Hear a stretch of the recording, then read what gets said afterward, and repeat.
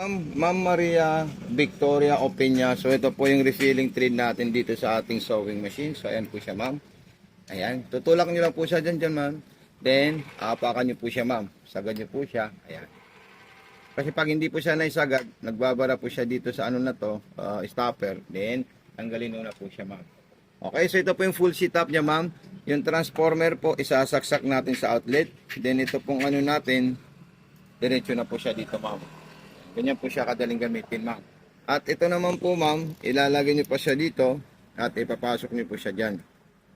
Ayan. So, tutunog po yan, Ma'am Maria. So, ayan po siya. Ganyan. Okay.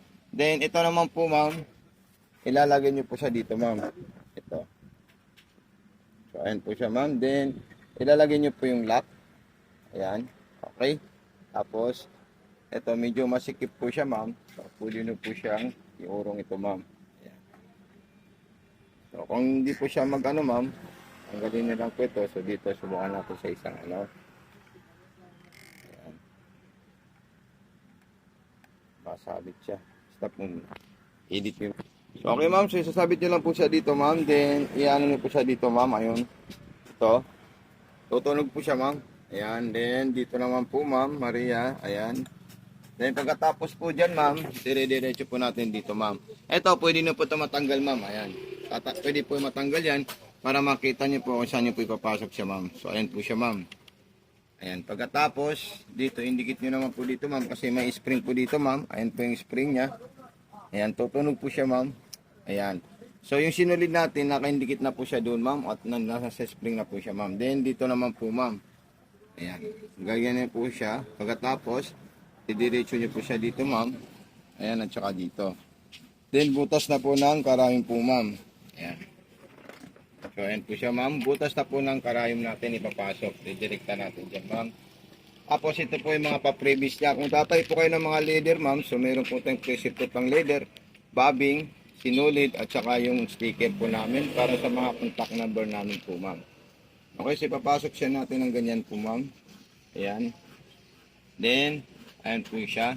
At ikutin nyo po ito, ma'am, para makain niya po yung sinulid sa ilalim. Ito po siya, ma'am. Ayan. Okay. So, ayan po siya, ma'am. Pagkatapos naman po, ilalagay nyo po siya ng ganyan po, ma'am. Ayan. At sasarado nyo yan at ilalagay nyo po ito, ma'am. Number 5 po, number 4 po, ma'am. Yung tension natin dyan, ma'am. Ayan. Okay. So, pag gusto nyo pong malapad, ma'am, so ito po yung pampalapad na dito para medyo maganda siya tingnan at saka galante siya tingnan, ma'am. So, ayan. Tutulak mo lang po siya, ma'am, ha. Ayan. Ayan. So, ganyan po siya, ma'am. Tapos, pag tatanggalin niyo po, ma'am, itaas nyo lang po dito at hilain na po siya, ma'am. So, medyo masikip po siya, ma'am, kasi bagong-bago po itong arm na dito, ma'am. Okay. So, ayan po siya, ma'am. Ayan. Then, itulak nyo na po siya, ma'am. Ayan. Okay, so ito na po, ma'am. Maggagawa na po tayo ng mga stitches, ma'am, para makita niyo po siya, ma'am. Okay? Para hindi na po kayo mahirapan gumamit dito sa sewing machine niya po, ma'am. So ito po siya. Ito, ma'am, yung foot pedal niya po, ma'am. Ayan po siya, ma'am. Ayan. So ayan po siya, ma'am. Check natin. Straight line, 0. Okay. Then distance, pang 5, pang 4. Ayan. Ayan po siya, napaka-smooth din. Ay, atras abante na po yan, ma'am, Maria. Ayan. Lock stitch po yan, ma'am. Then, kung mag-aging po kayo sa gilid, so pwede nyo po ilagay ito sa number 5. Then, ito naman is number 2. Para sa pang-aging nyo sa mga laylayan ng tela po, ma'am. So, ayan po siya, ma'am. Naka-solid talaga siya, ma'am. Okay, so yan po yung pang-aging niya, ma'am. And para naman po sa mga pang-garterize natin, kung sakaling gusto nyo po is pang-garterize or any stitches na gusto nyo po. So, ayan po siya, ma'am. Kukunin nyo na lang po ito, ma'am. Ayan. Ayan. Napaka-solid po ito, ma'am. Then, pa-video po, pa-unbox at pa-share po sa ating TikTok shop, ma'am. Kasi ikaka-copy paste ko po siya at saka i-repost ko po, ma'am. So, ito naman po yung pang-button holder natin, ma'am. So, kailangan nandito ka sa kulay black. Then, tama-tama lang po ito, ma'am. Ito kasi lock po yan, ma'am.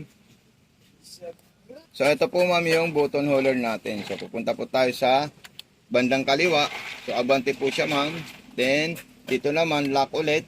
Ayan. Then, dito naman, atras po siya, ma'am. Ayan.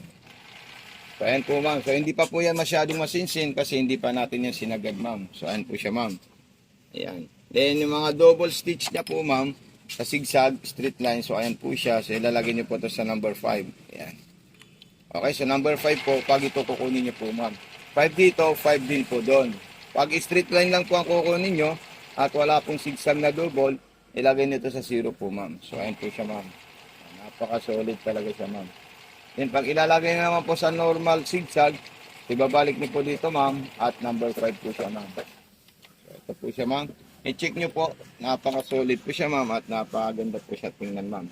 Okay, so ibabalik ko na po sa normal, then normal zigzag, then distance, kasi pag 5, masyadong malalayo po yan, ma'am. Eh, mas maganda kasi pag, sumasingsin po siya, ma'am, para makita niyo po yung kagandahan ng ating sewing machine po, ma'am. Napaka-solid po yan, ma'am, at napakaganda po siya. All metal ang kagandahan dito, ma'am. So, ayan po siya, ma'am. Grabe. Okay? So, huwag niyo po kalimutan, ma'am, mag-message sa atin at mag-PM sa atin, ma'am. So, maraming salamat po, ma'am. God bless and more power po, ma'am.